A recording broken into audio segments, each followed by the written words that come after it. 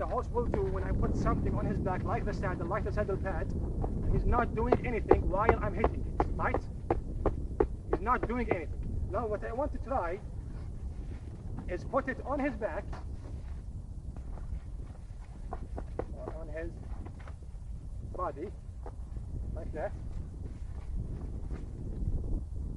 and start to move. And I want to see what he will do.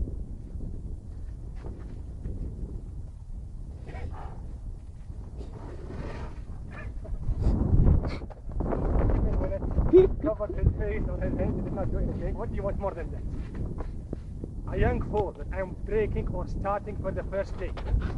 First 30 minutes. And it's moving on his head, on his neck, did not run away, did not bark, did not play. What do you want more than that? What I want you to see is that when I move the horse and the scary thing is on his back, which means like a body on his back, like the saddle, like the saddle bed or whatever. First of all, he did not try to run away or bark when we are standing like that, which is almost impossible on so many other ways of life. Second thing, which is very important, when I move him, he will be afraid, but he will not run away or bark in a crazy way. In my opinion, he will not bark, but even if he did bark, he will not bark in a crazy way. He will not run away, never run away. So he will face fear by stopping, face fear by stopping, face fear by stopping. Which is the setting. Each time you are afraid of something, stop. Other ways of riding, each time you are afraid of something, just run away. Walk the rider on the road. So I will try to move him.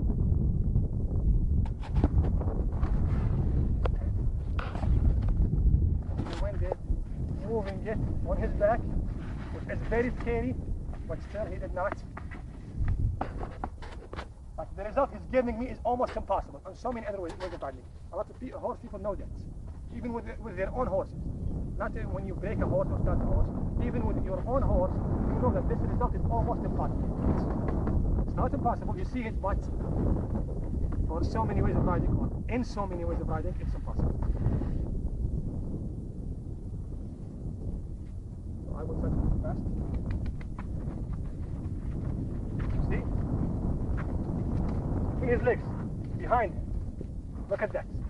On his body, on his legs, between his legs, on his body, between his legs, on his legs.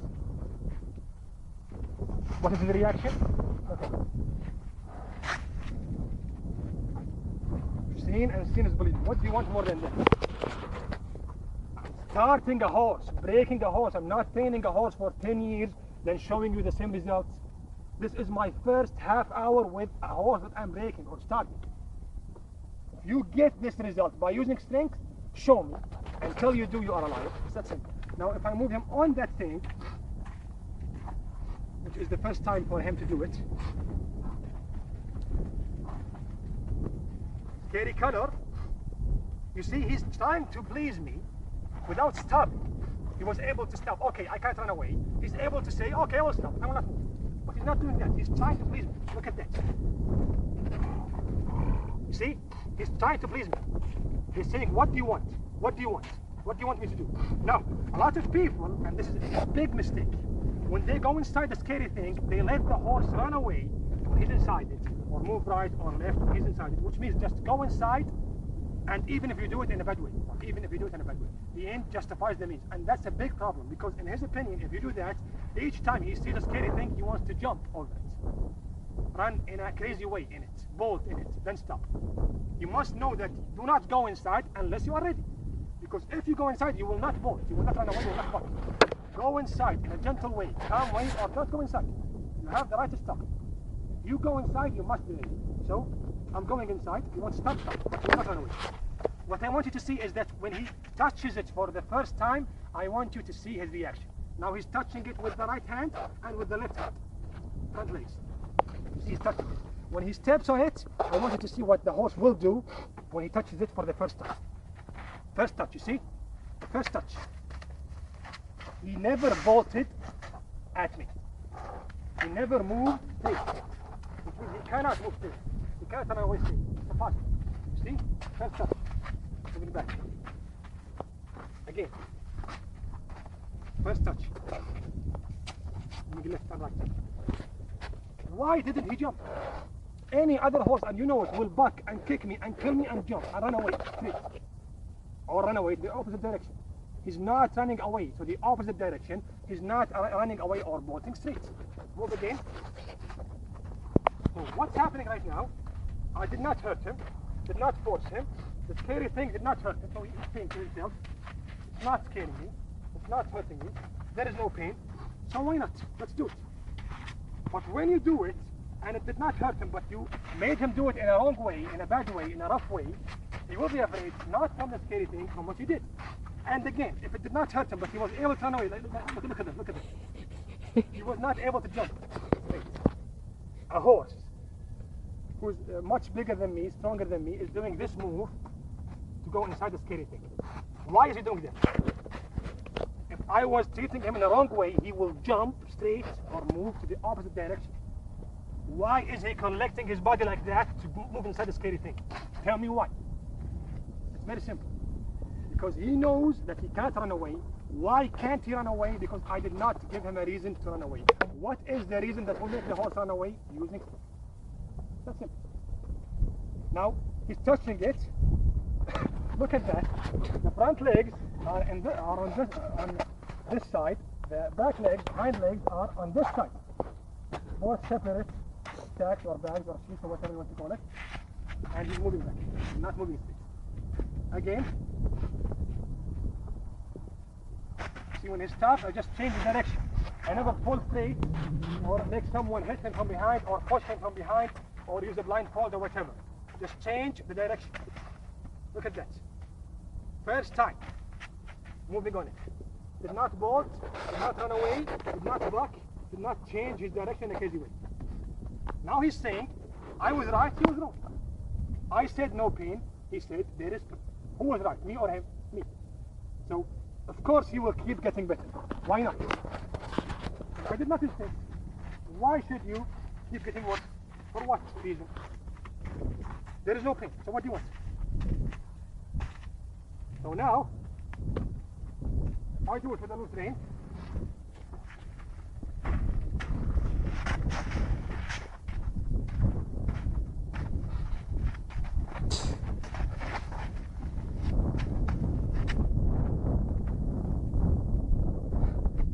Now with the halter on, holding the halter.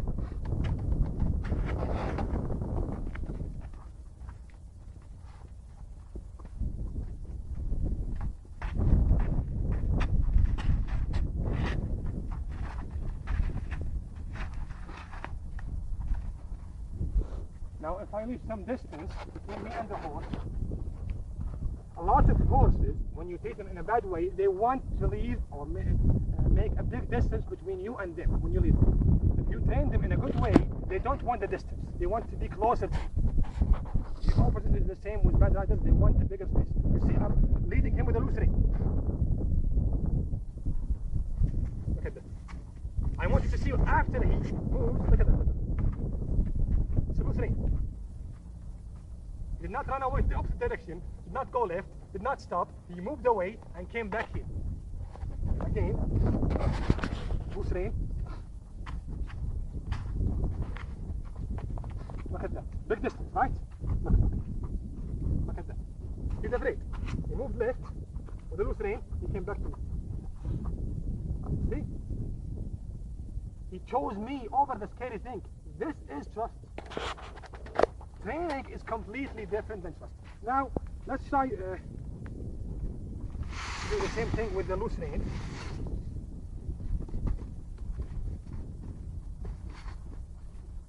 Loose rein, huh? Carrying him from the back side with a loose rein. What is he doing? What is the reaction? With a loose rein. See, he's facing me. He never runs away to the opposite direction. More than 90% of other ways of riding, he will run to the opposite direction. So, now if I put it on his back with a loose rein, so, again for the final time, last time, I put it on his back and move it. If the wind did not move it, before I move it. I want to move fast. You see? Scary thing on his back. From the sides, it's like a leg. There is weight on his back. Did not run away. Did not walk. You see? That means if I rode the horse and fell down in the first day, this is the biggest reaction he will give me. A horse that I'm starting in the first day. This is the ultimate reaction that he will give me if I fall down, because it did fall down. The sack fell down from his back. But other horses, if you just touch it or touch the back, he will buck and rear up and run away. So what do you think if you put a scary thing on his back, then it will fall down? Do that thing with a broken horse. A horse you already broken. Do that thing on him and see his reaction. He will buck. Although he's broken, he will buck. And a horse in the first half hour, I am breaking him in the first day, did not buck. What does that tell you? The result is completely different in other ways of riding, but in this way of riding, the result is one. It keeps getting better, but the result is one. So, for the last time.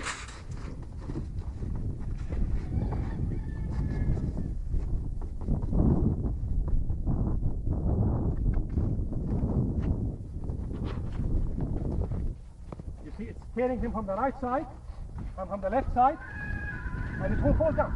The rider on his back will fall down now, right? When it fell down, what did he do?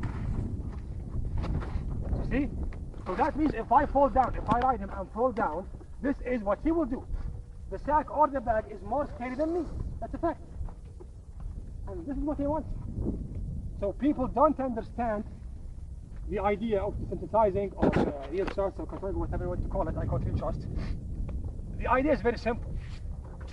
If he knows that you are worthy of his trust, he will trust you. And when he trusts you, he will give you this result, which is impossible for them, but it's not impossible because I proved it to be possible.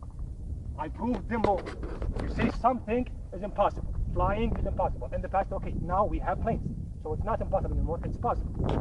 It's impossible unless someone proves to you it's possible. I did prove it's possible. A lot of good riders prove to you it's possible.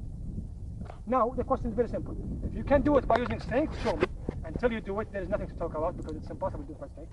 If you can get the same result in the beginning, in the middle, at the end, show me.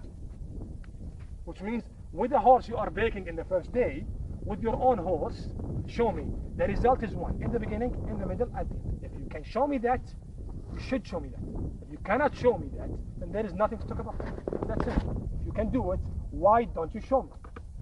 Why do you get mad when I say show me? If you cannot do it, say I can't, and that's it. There is nothing to talk about. So that's my opinion about real trust.